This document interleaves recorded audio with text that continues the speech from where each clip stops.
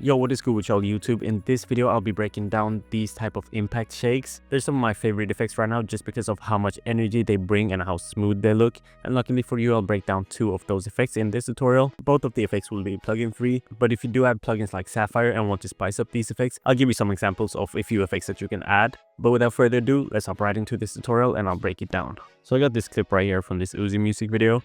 And I'll probably cut out this part right here when it starts moving. And for this part right here, we'll add on the impact shake. So we can start off with an adjustment layer. And for the first effect, we'll start off with a warp.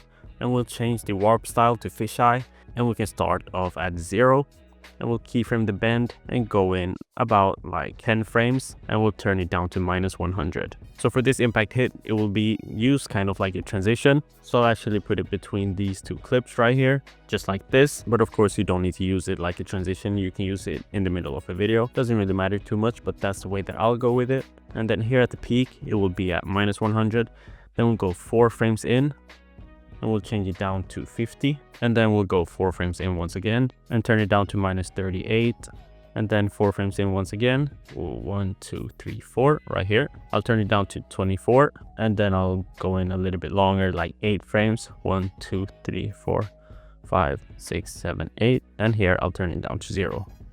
So we'll get this kind of wiggle effect, and it will look a little bit better in a second. It looks a little bit choppy right now. We can just easily eat the keyframes, but trust me, it will look better in a second. You can add a motion blur as well, but as you see, we have that kind of wiggle look. Maybe we can drag this one in a little bit as well, like that, and this one in like that. So now it already looks a little bit better. Now we'll go for a Gaussian blur, and I'll turn this one down to 0 here at the start, and at the end, or no, at the peak, we'll have it at 20, and then at the end, we'll have it at 0 again. If you do have the Sapphire plugin, then you can just skip the Gaussian blur and the next 2 effects, and instead just go for the distort chroma at a pretty high blur length, like 300 to 400, maybe even 500, and just keyframe the amount from 0 to 1 and then back to 0.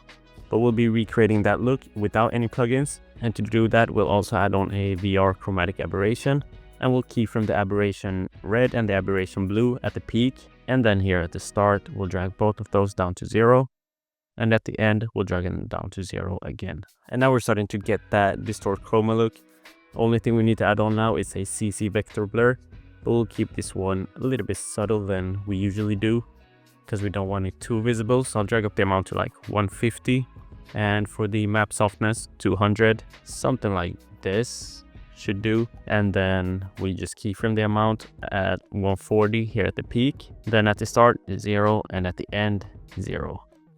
Just like that. And the next effect we'll add on is an optics compensation, and we'll keep it at 0 here at the start, and then at the peak once again drag it up to 140, and we'll see what it looks like. Of course, we gotta check the reverse lens distortion as well, and as you can see, we get this really distorted look. And then here at the end, we'll drag it down to 0. Maybe we can drag it up a little bit more here, like 150.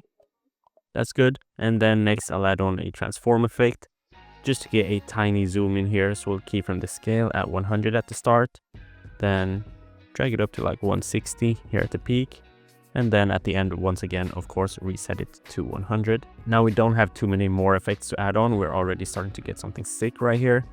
We'll just go for a minimax to get this kind of blur in here, and we'll set the direction to either horizontal or vertical. You choose yourself. I feel like both looks great, but I'll set it to vertical and see what we get. Just drag up the radius to like 175. Vertical also looks great, but I think horizontal just looks better on this video, or like this effect. So I'll keyframe it from 175 down to 0, and then here at the end, I'll drag it down to 0 again. So now what we got looks a little bit like this. Of course, we need to mess with the graph editor as well, but it looks great. So far, we can maybe turn down the minimax a little bit. That was a little bit too much. Let's go for like 70, something like this. That's a little bit better. Now we'll go for 2 more effects. I'll add on a radial blur and change the type to zoom. And here at the peak, I'll turn it up to 25 and keyframe the amount, then reset it down to 0 at the start and at the end. And then the final effect we'll go for is an exposure effect, just so we can add a flash in here. So once again, at the peak, I'll drag it up to like 4.5. Maybe that's a little bit too much depending on what your clip looks like, but I'll keyframe it at 4.5 go back like 3 frames, turn it down to 0, go back 2 more frames, turn it up to like 1.7, go back 2 more frames, turn it down to 0, and then we'll do the same here. Go back 2-3 frames, turn it down to 0, go back 2 more frames, or forward 2 more frames, turn it up to 2, and then it will go back to 0. Now we got this going on. That looks sick. It's looking so good right now. All we need to do is just tweak the graph editor a little bit, and then we'll have a sick effect going on. So we can start by selecting all of these effects or all of these keyframes and easing them by pressing F9. And then the graph that I'll go for, it will not be too drastic, but we'll go for something like this, where I'll basically drag this one down, the top one down, and the bottom one can basically stay where it is. And then we'll go out and select the end, or like the end keyframe, open up the graph editor again, and we'll drag this one the same place where the other one is. And that should give us a smoother result at the end when we're done with all of the effects. So we'll basically add the same graph onto every single effect. For this aberration red, you can see that it starts at 0 and then goes down to a negative number. So it'll be the opposite, because all of the other effects goes from 0 up to like a positive number, but this one is reversed, so it goes from 0 up to a negative number, or down to a negative number. So we'll drag this one up instead, and this one up as well. And that's basically all we got to do. If you want something more drastic, then of course you can drag this one in as well, but I find that this will look a lot better if we just keep it, if you just follow my instructions. So drag this one down and this one down as well, something like this, because you don't want the effect to go way too fast. That will basically just ruin it for you. So something like this should do.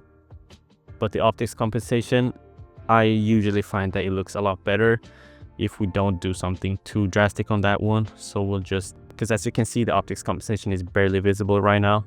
So I think I'll just drag it up a lot more to something like this, just so it's a lot more visible. And then the transform, we'll go back to the normal graph that we use for the other effects, something like this. And then minimax, same thing. Maybe the minimax one, if you want a graph that's a lot more drastic, then you should go ahead and use it on the minimax, because that effect is really heavy, so it works good. And then the radial blur, we'll do something soft here again, pause, and that's a sick effect. One of my favorite ones right now. It looks absolutely insane. Of course, for these warp effects, you can also mess with the graph editor. I usually just do it for the first warp, so this one that goes from 0 down to -100. So we got this. The rest of them look good the way that they are, so I don't think we need to mess with them. So this is the first effect. It looks sick. I'm a huge fan of this one, and I've done a huge deep dive into these impact effects because I've been working on the VFX kit version 2. So it's basically a new update with a bunch of more effects and a couple of new features for my VFX kit plugin. If you're not familiar with the VFX kit, it looks like this, and we have these 7 different tabs with rotor effects, shakes, transitions, grunge effects, hits, speed ramps, and CRT, as well as this HD and 4K toggle. And basically how this plugin works is you go into the tabs and you look at these live previews inside of the plugin, so that way you don't have to apply an effect and then render it and then remove it if you're unhappy with it. Instead, everything just happens inside the plugin. So I just look at all of these shakes and I think that this one looks great, so I just apply it with one click, and just like that, it's applied to my adjustment layer. That's the way that the plugin works, and basically what I've been doing. So yeah, feel free to go and check out that plugin. It will be linked to the description, and the price is definitely going up when the new update is out, so you don't want to miss it. But let's hop right into the second impact shake. So I have 2 new clips right here, and I'll basically do the same thing that I did last time. I'll go for a new adjustment layer, but we'll use a couple of different effects this time to get a much different look. We can start off with the VR chromatic aberration, and for this effect we'll change the aberration red and aberration blue to 0 like we did last time, and keyframe both of those.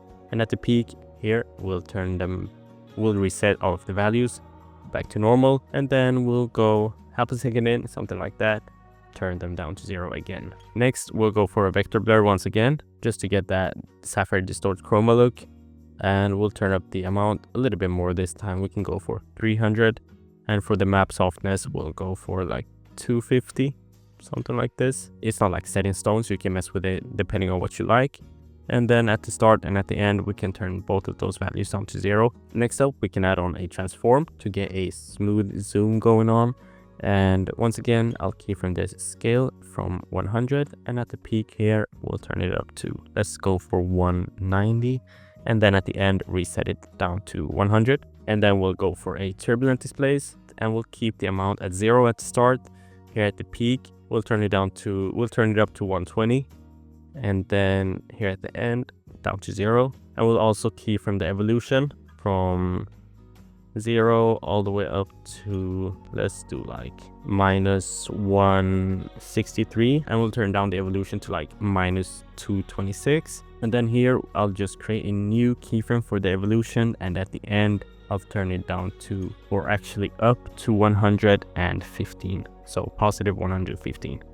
So now we got this going on. Basically, why we mess with the evolution is because it will create this kind of, I don't know what to call it, but this kind of wet look in the effect, and it's just going to look great when we mess with the graph editor. And next we can go for an exposure effect, because I just love when I have these type of flashes in my